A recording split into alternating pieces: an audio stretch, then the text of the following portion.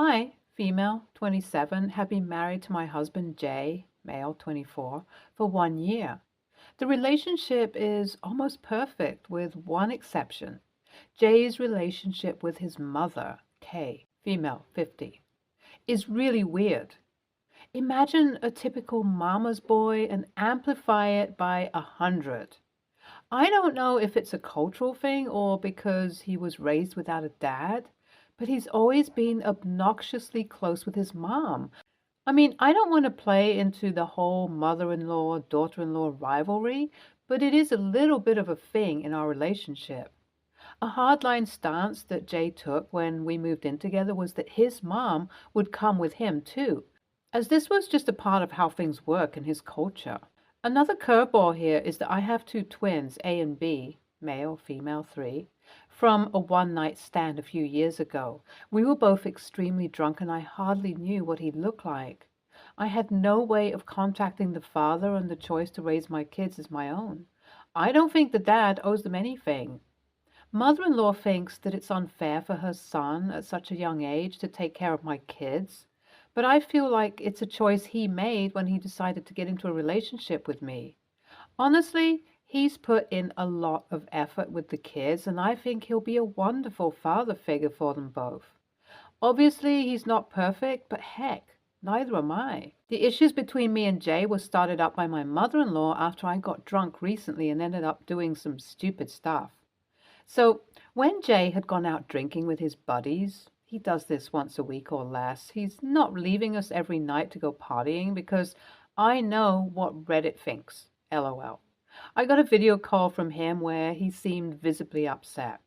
I asked him what the matter was and whether he wanted me to come pick him up, and he ignored all of that and straight up said, "OP, I think I might be A and B's dad."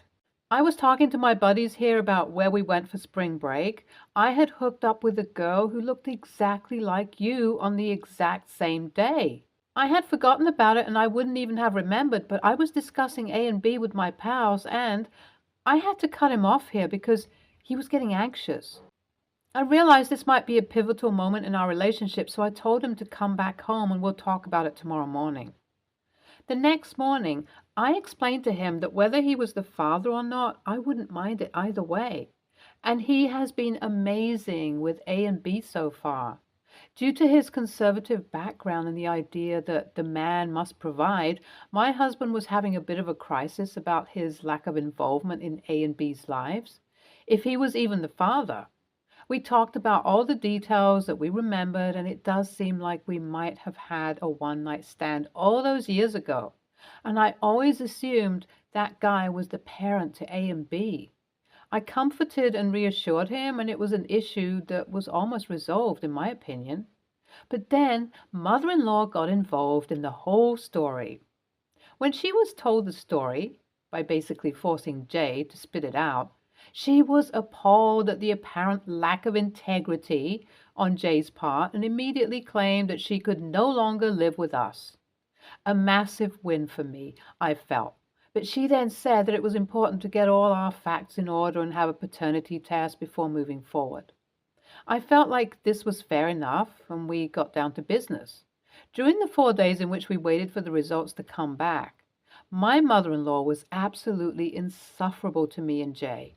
She acted like A and B were two martyrs, even though they were none the wiser, and constantly threatened to move in with Jay's brother in Orlando, saying he was a more settled person. I was pretty riled up by what I considered to be disrespect to my husband, but he just let it go. He's a lot more patient than me, I'll admit. When the results finally came in, it turned out A and B aren't Jay's kids. However, it's all but confirmed now that Jay and I did have a one-night stand all those years ago. I thought this could be a funny story to tell at parties, and Jay felt relieved that he hadn't been an absent father all these years. But then Kay's real plan began. I wouldn't even have known about this, but the thing is, I'd been taking classes to learn Jay's native language for the past couple of months and was going to surprise him with it. Because of that, I could make out what my mother-in-law said on call to one of her relatives, and it went like, Oh, this woman doesn't realize it, but I'm telling my boy about what a slut she probably was when she was younger. She couldn't even realize who her baby's daddy is. Soon enough, I'll say she's cheating on him and he'll believe me. And we can leave this godforsaken woman and her kids behind. I was so angry at that moment, I just felt like grabbing the phone from her and throwing it across the room. This bitch was saying all these things and didn't even have any problem smiling at me as I walked in front of her face. I knew just what I would do to get her back, though. During dinner that night, I began to slowly transition to J and K's native tongue. It was hilarious because they didn't even seem to notice for a bit. I must be good. And then Jay suddenly had a moment of ecstatic realization. The exact opposite happened to his mother, though. Her face dropped. And that's when I went off. I told my husband everything I had overheard, and I could tell by the look on his face that mother-in-law had been bad-mouthing me to him. I then chose the hill I would die on. Either mother-in-law leaves the house by tomorrow, or we get divorced. I then went to sleep in my room with the kids and waited until the morning. J and K were gone when I woke up, and from that moment on, my husband was dead to me. However, I got a phone call from him later saying he messed up and wants to make things right, even if it means going against his mother. My friends are divided on how I should respond to this, though. Some think I should give it a shot because he, as an individual, is a great person. But others think that I should just go ahead with the divorce and cut him out because he'll never be able to shake off Kay. Update 1. The divorce proceedings have started and things are bound to go pretty smoothly. However, Jay is amping up his efforts to win me back, and I'm starting to get confused about what to do. I heard from our mutual friends that he has sent his mother to Orlando and is going to go low contact with her. This alone feels like a step toward maturity. However, I don't really know whether I should reach out to him at this point. It feels like time is running out on a choice to make because the divorce needs to go through after a point. I saw Jay at a mediated sitting together and he seemed distraught. I do feel bad for him and there are still lingering feelings between us, but I don't know if I can ever recover from the stuff Kay said. Update 2. I got a call from my ex-mother-in-law, and that made me certain that I should divorce my husband. Even if he's a changed man, his mother still wants to hog his attention all to herself and isn't beyond being incredibly toxic to people to get her way. She called to tell me that I'm a witch who drove her son away from her and that I don't deserve to have him. I know that it's probably an open secret to his family right now that Jay is doing everything he can to win me back. And I'm sure that rubs Kay the wrong way. I blocked her number after the crazy rant she went on and thought that would be the end of it. But I later found out that she had called my place of work and harassed my boss for hiring me too. That was the last straw. And I ended up getting a restraining order against her that prevented her from contacting me in any way. Update 3. The divorce has gone through and I'm settled back into my life as a single mother. However, I did go out with Jay for a last dinner where we made amends. I explained to him as best I could that he was a wonderful person, but the literal danger I faced because of his mother was something that I was not able to stomach. The fact that he had matured and removed her from his life did come out of a way to fix things with me, but it will help him in his life regardless. Jay seemed to get where I was coming from, and we parted as friends. He is welcome to keep in touch with me, but a relationship is strictly off the table. After all of this, I've come to realize that I need to give myself more value, and I should have put my foot down with mother-in-law way before she started all these antics. But what's happened has happened, and I know I'm strong enough to keep moving on. NTA, but your mother-in-law sounds like a textbook narcissist. I was reading through your updates, and I'm shocked that she would go ahead and call your boss. I think you're being kinder to Jay than I would be too.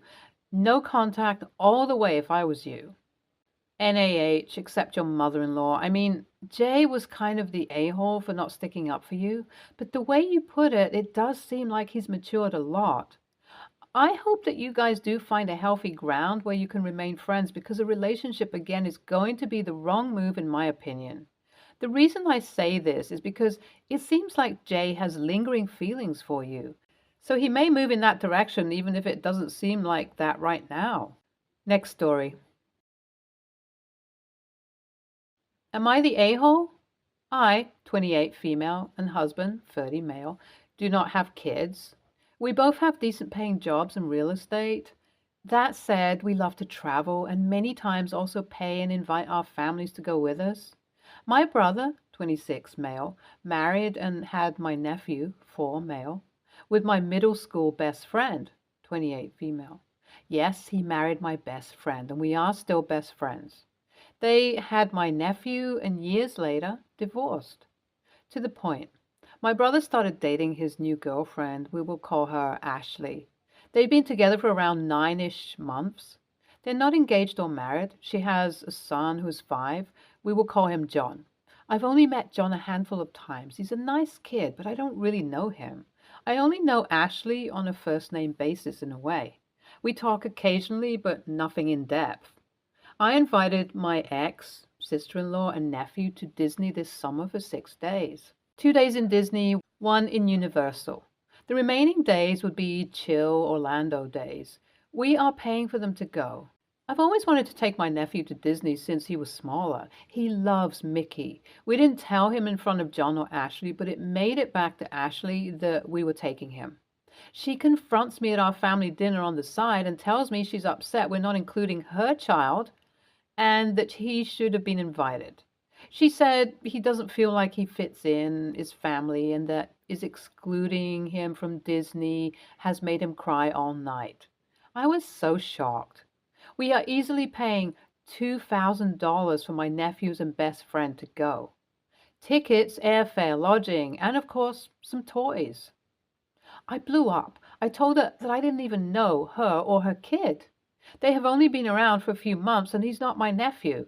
I told her I didn't like the entitled mentality and to make it a point, I would make sure to exclude her from all future family gatherings. She left crying. My brother and parents are all upset with me. That I'm excluding this child, isolated them. I told them if they'd like to pay for them, I don't mind them tagging along, but they all said, you have more means than us. They're not doing great financially, which is why I didn't ask in the beginning. She made a huge Facebook post and everyone is siding with her. Did I go too far? Should I have offered to include them? AITA? Update. It's been almost a week. I went no contact with her. My parents now side with me. My brother says he's trying to fix it on their end, but it's done. She called a couple of days later to apologize, but then mentioned that she told her son he'd get to go and wanted to see if I'd take him just this once since he's already been told. I just hung up. Honestly, I think she's crazy and super insecure. I'm sure she thought I'd changed my mind, but shit's now just unacceptable. She confronts me at a family dinner on the side and tells me she's upset we are not including her child and that he should have been invited. Ballsy move. She's not married to your brother, but still making demands? Wowza, LOL. That's entitlement on a new level. The only reason her son was crying over this is because she told him all about it. This is her fault. I hope your brother realizes what kind of a person she is in time. NTA, hope you and your nephew and best friend, ex-sister-in-law, have a really wonderful time. NTA, if she had come to you like a reasonable person and asked nicely, that would be a different situation. But coming at you, guns hot, making demands of what you should be doing from someone you barely know? Oh, hell no. She screwed herself out of the possibility of this trip and any others. I hope your brother wakes up and smells the bitchiness. Next story. For a little context, me and my twin, Mary, are 25. We grew up close, but over the years she took a different path and got lost in drugs and alcohol addiction, and we just became distant. I tried to help as much as I could, but learned someone who doesn't want help won't accept help. My parents have always favored her, and that's another reason our relationship isn't as strong. Over the last year, I'd say we began speaking again and aren't super close, but it's better. The last time we spoke was about 2 years ago when she revealed to my entire family that I was gay. It was at a dinner and she got completely trashed and said it without thinking and made more comments voicing her negative opinions on the topic. My parents spoke and both cried like I ruined their lives, which is another story. But they've somewhat accepted that I won't change, which I can't say about my sister.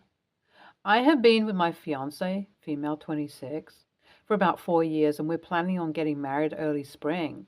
Although my sister has voiced her opinion on our relationship, she still wanted to support and come to our wedding. Recently, she and her boyfriend, male 35, are both invited on the account that she is respectful. I'm not having a traditional MOH wedding party. It's more just my close friends, male and female, supporting me and helping out, but nothing too strict. My sister didn't want to be involved, so I didn't involve her, but we both agreed for her to have a speech. We were sitting down drafting some ideas when she said, "Is it okay if I put some jokes in it?" I hesitated, but said, "Sure, write them and I'll look them over." When I read what she wrote, I immediately told her no jokes. All she wrote was rude comments toward my fiance, and the majority of it was homophobic and saying shit like, "It's not a real wedding in God's eyes, so who cares?" I then told her explicitly to not comment on my relationship at all during the wedding. She argues that OFC she's going to voice her opinion because she can't control honesty when she's drunk. I then say, "You're not drinking then." I told her if she will not be respectful, she doesn't have to go. If she wants to go to humiliate me and my fiance, I don't want her there. She then goes, "You can't expect me to be quiet. I mean, you're marrying a woman." The convo continued until I ultimately uninvited her. Now my parents are saying I'm being an a-hole, and they won't go either because they aren't going to support my actions if my sister isn't going to be included. They say they will keep an eye on her, but uninviting my twin sister to my wedding, they put it in quotes, is messed up and I should be ashamed. I want my parents there because I do want their support, even if they aren't 100%. They have shown effort in getting to know my fiance, but I don't trust my sister. And if I don't invite her, they said they won't go. So AITA for distrusting her and uninviting her?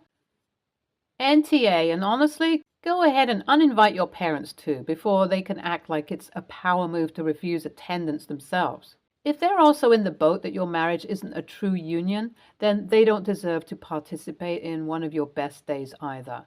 Only those who actually care about you and actually want happiness for your relationship and your future should be there. It's clear that your parents aren't those people. It must be so incredibly hard to consider that and accept that. I'm so sorry. You do have a real relationship and a real wedding coming up. Just like your sister has a real drug addiction and is together with a man 10 years her senior, and somehow that's better in these, for lack of better words, freaks' eyes than you being in a good place in life and marrying a good person who looks after you. If your parents aren't 100%, then they are not 100%. If your parents think it's better to have a drug-addicted daughter together with a man 10 years her senior than it is to have a gay daughter building a solid and happy life for herself, then that is their loss, not yours. I guarantee you they will not stop your sister from making those jokes at your wedding, and they'll find a way to dismiss her behavior and make it your fault somehow. Just because they're biological family doesn't mean they should have the opportunity to scorn your happiness, especially on this major day in your life. NTA, she is being rude and disrespectful, and if your parents side with her, I'm sorry, but good riddance to bad rubbish. You have your true family around you, all of your friends that love you deeply and want to see you happy. Congratulations on your day. Hire security so she can't crash. Stay tuned for more stories from our girl relationships.